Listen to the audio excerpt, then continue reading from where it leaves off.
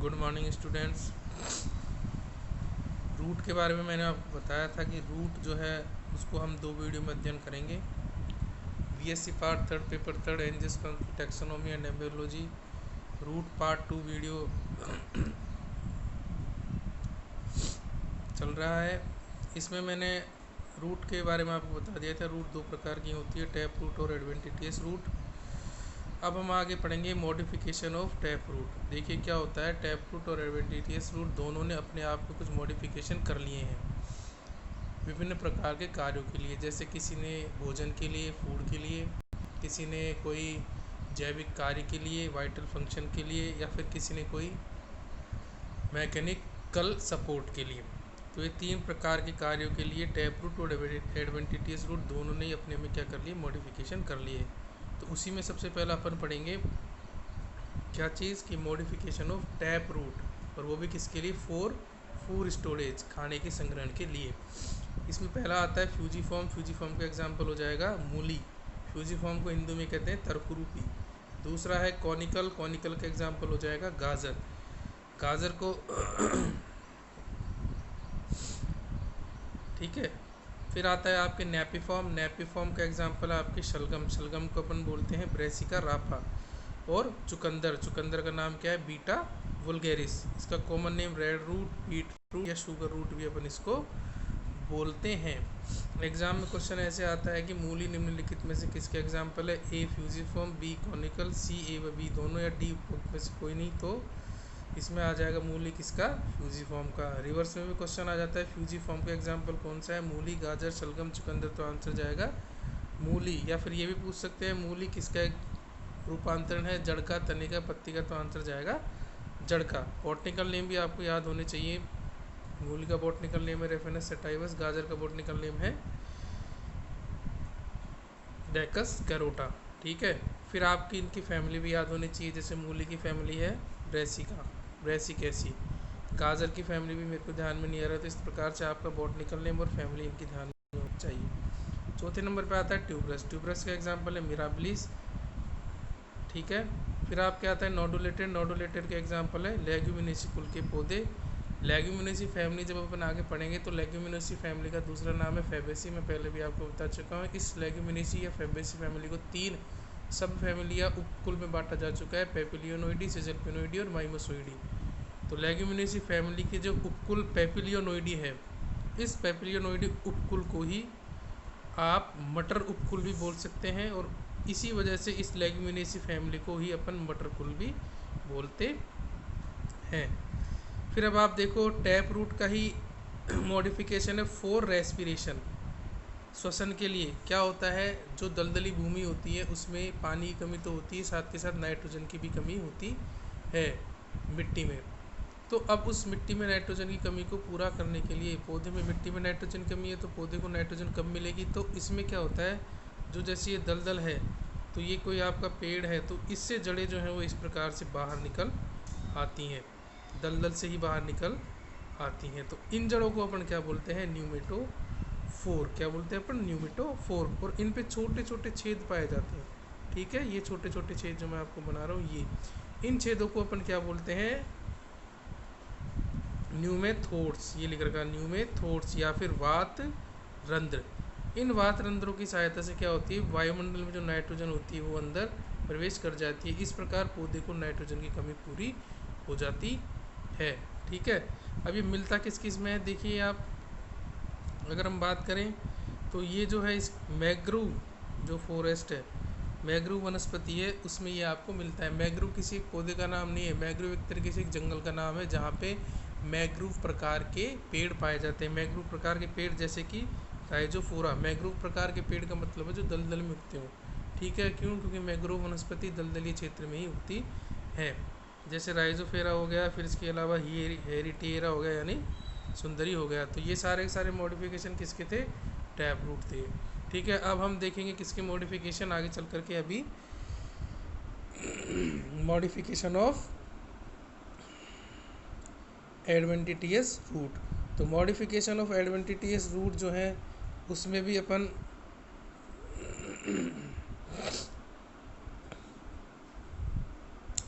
Modification जो adventitious root है उसमें भी अपन क्या देखेंगे कि भाई या तो उसमें भोजन के संग्रहण के लिए रूपांतरण हुआ होगा, ठीक है, या फिर कोई मैकेनिकल सपोर्ट के लिए, या फिर किसी भी प्रकार के लिए रूपांतरण हो सकता है। तो सबसे पहले अपना आता है मॉडिफिकेशन ऑफ एडवेंटिटियस रूट यानी अपस्थानिक जड़ों के रूपांतरण, वो भी किसके लिए, भोजन के संग्रहण के लिए। तो देखिए ट्यूबरस, ट्यूबरस किस में पाई जाती है, शकरकंदी आपने खाई होगी। शकरकंदी का कॉमन नेम है स्वीट पोटैटो यानी मीठा आलू, इसका बॉटनिकल नेम है आइपोमिया बेटेटास। इसमें क्या होता है, पौधे में प्रोस्टेट स्टेम पाया जाता है। प्रोस्टेट स्टेम का मतलब होता है, देखिए एक तो होता है इस प्रकार से खड़ा तना, ये तो वर्टिकल स्टेम हो गया, और एक इस प्रकार से होता है लेटा हुआ तना, ठीक है। तो ये लेटे हुए तने को अपन क्या बोलते हैं, प्रोस्टेट स्टेम। अब यहाँ पे आपको पता होगा पर्व एवं पर्व संधियाँ पाई जाती है, तो इस प्रकार से यहाँ पे भी क्या पाई जाती है, पर्व एवं पर्व संधियाँ। तो फिर इसमें क्या होता है, पर्व संधियों से नीचे की तरफ क्या निकलती है, ऐसे जड़ें निकलती हैं, ठीक है। इसमें क्या होता है, ऐसे इस प्रकार से जड़ें निकलती है, और ये जड़ों के शीर्ष जो है वो क्या है, फूल जाते हैं मिट्टी में जा कर के, ठीक है। ये यहाँ पे ये लिख रखा है, पौधे के प्रोस्टेट स्टेम की पर्व संधियों से जड़ें निकलती है जो नीचे जाके फूल जाती है, जैसे ये डायग्राम बना रखा है।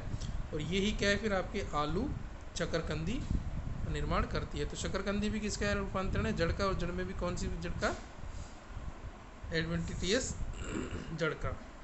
फिर अब आप देखो फेसिकुलेटेड, एग्जाम्पल याद रखना है आपको फेसिकुलेटेड, क्योंकि एग्जाम्पल सीधे एग्जाम यही पूछता है, जैसे फेसिकुलेटेड निम्नलिखित में से किसका एग्जाम्पल है, या फिर फेसिकुलेटेड में निम्नलिखित में से कौन सा फेसिकुलेटेड का एग्जाम्पल है। तो फेसिकुलेटेड किसमें मिलेगी आपको, शतावरी यानी एस्पेरेगस और डहेलिया में।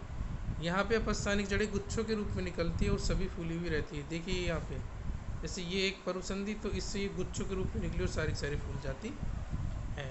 फिर इसके बाद में आता है मोलिनिफॉर्म या फिर बीडेड। मोनिलिनिफॉर्म और बीडेड दोनों का हिंदी में एक ही मतलब होता है, मालाकार। यहाँ पे क्या होता है, जड़ जो है एकांतरकरण में फूली फिर चिपकी। देखिए यहाँ पे ये फूली फिर ये चिपकी, फिर ये फूली फिर ये चिपकी, दिख रही है ना आपको। ये तो फूला वाला पार्ट हो गया, और ये जो अंदर धस रहा है ये चिपका, ये फूला ये चिपका, ये फूला ये चिपका। तो इस प्रकार से एक मालानुमा संरचना बन जाती है जड़ में।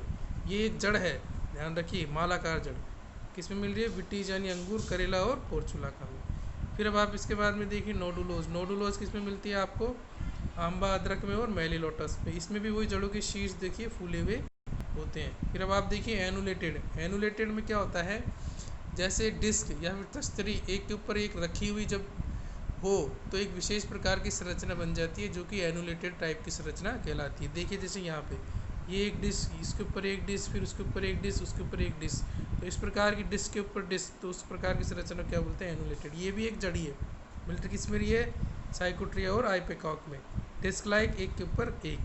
फिर अब आप देखिए ये तो हो गए खाने के लिए। अब हम देखते हैं मैकेनिकल सपोर्ट। कुछ पौधे में क्या होता है, पौधे बहुत विशालकाय या फिर छोटे, इतने छोटे लचीले होते हैं उनका तना कि उसको अलग से सपोर्ट की आवश्यकता पड़ती है, तो वहाँ पे जड़ विशेष प्रकार का रूपांतरण कर लेती है और उस पौधे को सपोर्ट प्रदान करती है। जैसे प्रॉप या फिर पिलर रूट, बरगद में आपने देखा होगा इस प्रकार का पेड़ होता है बरगद का, ठीक है। उसमें क्या होता है, वायवीय शाखाओं से इस प्रकार से नीचे की तरफ जड़ें निकल आती हैं। अब ये जड़ें भी मिट्टी में जा करके धंस जाती है और पौधे को सहारा प्रदान करती है। तो इस प्रकार की वायु में ये जो जड़ें हैं, इन जड़ों को अपन क्या बोलते हैं, प्रॉप रूट या फिर पिलर रूट, ठीक है। फिर अब आप देखो स्टिल्ट रूट या फिर ब्रेस रूट। स्टिल्ट रूट या ब्रेस रूट मक्का, जियामेज में, केवड़ा, पेंडेनस और गन्ने में। इनमें क्या होता है, जैसे मक्का का पौधा है, ये निचली पर्व संधियों से कुछ शाखाएं, इनका तना जो होता है वो बहुत ही कमज़ोर होता है, मक्का, गन्ना, केवड़ा का। निचली पर्व संधियों से ये जड़ें निकलती है और ये भूमि में इस प्रकार से धंस जाती है और इस पूरे पूरे पौधे को क्या प्रदान करती है, सहारा प्रदान करती है। निचली पर्व संधियों से निकलती है, इसमें ये बात ध्यान रखने की है। फिर अब आप देखिए इसके बाद में आता है आपकी क्लाइंबिंग रूट। क्लाइंबिंग रूट क्या करती है, मनी प्लांट यानी पोथोस, पान, बेटल और मॉन्स्टेरा मिलती है, ये भी पर्व संधियों से निकलती है और पौधे के आरोहण में सहायता प्रदान करती है। मनी प्लांट जो है वो किसी पौधे के किसी भी कोई सा भी एक, जैसे आप उसमें या तो डंडा लगा देते हैं या फिर कोई पाइप लगा देते हैं, उसके सहारे सहारे चढ़ करके मनी प्लांट ऊपर चढ़ती है। तो इसमें भी क्या होता है, पर्व संधियों से मनी प्लांट में जब आप देखो छोटी छोटी जड़ें इस प्रकार से निकली हुई रहती हैं, ठीक है। तो उस प्रकार की जड़ों को अपन क्या बोलते हैं, climbing root. Buttress root, buttress root सेमल और टर्मिनेलिया में मिलती है। ये क्या होता है, सेमल का बहुत विशालकाय पेड़ होता है जिसमें लाल लाल कलर के फूल आते हैं। इसमें क्या होता है, तने के इस निचले वाले पार्ट से कुछ लंबी लंबी मोटी मोटी लकड़ी नुमा शाखाएं निकलती हैं और ये इस प्रकार से भूमि में धसी हुई रहती हैं। तो वास्तविकता में ये क्या है, तने का भी कुछ पार्ट है और ये क्या है, जड़ का भी कुछ पार्ट है। ठीक है, परंतु आपसे पूछ ले कि भाई एग्जाम में कि सेमल में निम्नलिखित में से जो रूपांतरण पाया जाता है वो किसका रूपांतरण होता है, तो वो जड़ का। ये भी वही पौधे को सहारा प्रदान करने का काम करता है। फिर आप देखो 4 स्पेसिफिक वाइटल फंक्शन, कुछ विशेष प्रकार के जैविक कार्य को करने के लिए भी अपन स्थानिक जड़ें जो है वो आपस में रूपांतरण हो गई हैं। जैसे एसिमिलेटरी रूट या फिर स्वांगीकारी रूट, ये सिंगाड़ा यानी ट्रापा और गिलोय यानी टीनोस्पार में मिलती हैं। इनमें क्या होता है, इन जड़ों में क्या है, क्लोरोफिल पाया जाता है। क्लोरोफिल प्रेजेंट है तो इसका मतलब वो फोटोसिंथेसिस करती है। फोटोसिंथेसिस में क्या बनता है, ग्लूकोज यानी पौधे का खाने का निर्माण होता है। मतलब कि जड़ों के द्वारा पौधे के खाने का निर्माण। नॉर्मली फोटोसिंथेसिस का काम कौन करती है, लीफ, परंतु यहाँ पर लीफ ना करके जड़ क्या कर रही है, फोटोसिंथेसिस का काम कर रही है। फिर अब आप देखो, मैं आपको एक चीज़ बताऊँ, ट्रॉपिकल रेन फॉरेस्ट जो होते हैं वहाँ पे बहुत बड़े बड़े इस प्रकार से पेड़ पाए जाते हैं। ठीक है, इन पेड़ के ऊपर भी छोटे छोटे पेड़ कभी कभी उग जाते हैं। तो ऐसे पौधे जो किसी दूसरे पौधे के ऊपर उगते हैं उनको क्या बोलते हैं, अधिपादप। ये एक पौधा, उसके ऊपर उगने वाला ये दूसरा पौधा, तो इस पौधे को अपन क्या बोल देंगे, अधिपादप, या फिर इंग्लिश में अपन इसको क्या बोल देते हैं, एपीफाइट। अब आप देखो, इस एपीफाइट में 2 प्रकार की पाई जाती है। एक तो ये होती है यहाँ से निकली, ये जड़ें क्या कर रही है, इस पौधे की दरारों में, इस पौधे की जो छाल होती है उसकी दरारों में घुस करके इस अधिपादप को सहारा प्रदान कर रही है। तो इन जड़ों को तो अपन क्या बोल देते हैं, क्लिंगिंग रूट। क्या प्रदान कर रही है, ये सहारा प्रदान कर रही है, क्लिंगिंग, CLINGING, क्लिंगिंग रूट। दूसरा, इसमें इस पौधे के वायवीय भाग से भी कुछ जड़ें निकलती हैं। ठीक है ना। अब ये जड़ें क्या है कि पौधे में जो नमी होती है ना उसको तो अवशोषित करती ही हैं, साथ के साथ इनकी जड़ों में, इन जड़ों की कोशिकाओं में क्लोरोफिल भी पाया जाता है, जिसकी वजह से ये क्या काम करती है, फोटोसिंथेसिस का काम भी करती है। फोटोसिंथेसिस में क्या बनता है, खाना भी बनता है। ठीक है, तो इन जड़ों ने तो क्या कर दी, एक तो नमी भी एब्जॉर्ब कर ली यानी पानी भी दिला दिया इस अधिपादप को, और फोटोसिंथेसिस कर रही है तो खाना भी बना दिया, तो खाना पानी दोनों मिल गया।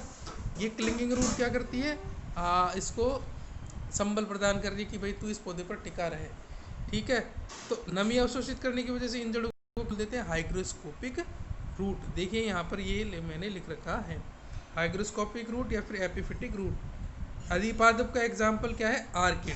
ठीक है, अधिपादप का एग्जाम्पल अधिपादप। ठीक है, क्या है, वही वायु में लटकी रहती है, क्लोरोफिल पाया जाता है, फोटोसिंथेसिस का काम करे। इनमें वेलामेंट टिश्यू पाया जाता है जो वायु में मौजूद नमी को एब्जॉर्ब करने का काम करता है। ये ध्यान रखिए, एग्जाम में आता है वेलामेंट टिश्यू कहाँ पाया जाता है, अधिपादप में पाया जाता है और वायुमंडल में मौजूद नमी को अवशोषित करने का काम करता है। क्लिंगिंग रूट मैंने अभी आपको बता ही दिया, ये भी वही आर्किड में मिल रही है क्लिंगिंग रूट, शाखाओं की दरारों में प्रवेश करके।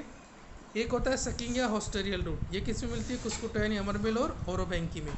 कुस्कुटा यानी अमरबेल और ओरोबैंकी ये क्या होते हैं, दूसरे पौधों के जो ऊतक होते हैं ना उनको एक तरीके से हॉस्टेरियल मतलब चूसकांग, इन कुस्कुटा और अमरबेल की जड़ें क्या करती है, दूसरे पौधों के ऊतकों में घुस जाती है और वहाँ से पोषक पदार्थों को चूस करके काम करती है, चूस करके अपना भरण पोषण करती है। तो यहाँ पे जड़ें एक तरीके से होस्टोरिया या चूसकांग की तरह काम कर रही है, इसलिए इन जड़ों को होस्टोरियल या फिर सकिंग रूट भी कह दिया है। फिर आता है आपके देखो फ्लोएटिंग रूट। फ्लोएटिंग रूट क्या है, जलीय पौधों में मिलती है, जैसे कि जलीय पौधे का एग्जाम्पल हो गया जस्सिया में। ये रंगहीन होती है, स्पंजी होती है, फूली हुई होती है, वायु से भरी हुई होती है, पौधे को उत्प्लावकता पर काम करती है। फोलियर या फिर एपिफिलस या फिर लीफी रूट, ब्रायोफिलम या फिर पत्थर चट्टा, यदि आपने देखा हो इस प्रकार से होता है ब्रायोफिलम या फिर पत्थर चट्टा। तो इसमें क्या होता है, इस ब्रायोफिलम या फिर पत्थर चट्टे की जो पत्ती है ये पूरी पूरी इसके किनारे से जड़ें निकलती है नीचे की ओर और ऊपर की ओर छोटी छोटी पत्ती निकल आती है। ठीक है, तो इस प्रकार से ये पत्ती और जड़ी पार्ट इस पत्ती पूरी पत्ती से अलग होकर भूमि में गिर जाते हैं और एक नए बायोफिल्म पौधे का निर्माण करता है। तो चूंकि ये जो जड़ें निकली किसके ऊपर निकली, इस बायोफिल्म की पत्ती के ऊपर, इसीलिए इन जड़ों को अपन क्या बोल देते हैं, फोलियर रूट या फिर एपिफिलस रूट या लीफी रूट। मिलके इसमें रही है पत्थर चट्टा में, पत्तियों की फलक को यानी किनारे से विकसित, कुछ समय बाद इन स्थानों पर नए पादप विकसित हो जाते हैं। एक होता है कॉन्ट्रेक्टाइल या फिर पुल रूट। प्याज यदि आपने देखा होगा इस प्रकार से होता है प्याज। ठीक है,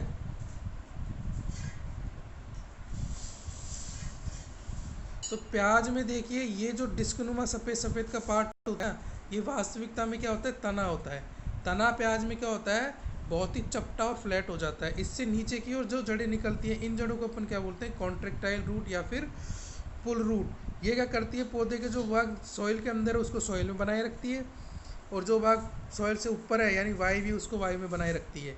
यहाँ पे प्याज में ध्यान रखिएगा, ये जो पत्तियाँ होती हैं ना जो अपन खाते हैं, तो प्याज का छिलका का बाहर होता है वो तो क्या है, शल की पत्ती होती है। जो प्याज का अंदर का जो खाने योग्य भाग होता है वो क्या होती है, मांसल पत्ती होती है। तो यदि आपसे पूछे कि प्याज में निम्नलिखित में से कौन सा भाग खाने योग्य होता है, तो मांसल पत्ती अपन खाते हैं, ठीक है। जो बाहर छिलका होता है वो क्या होती है, शल की पत्तियाँ होती हैं। तो इस प्रकार से आपके जड़ के पार्ट 2 का वीडियो था। अब आगे हम तने वाले पार्ट के वीडियो का अध्ययन करेंगे।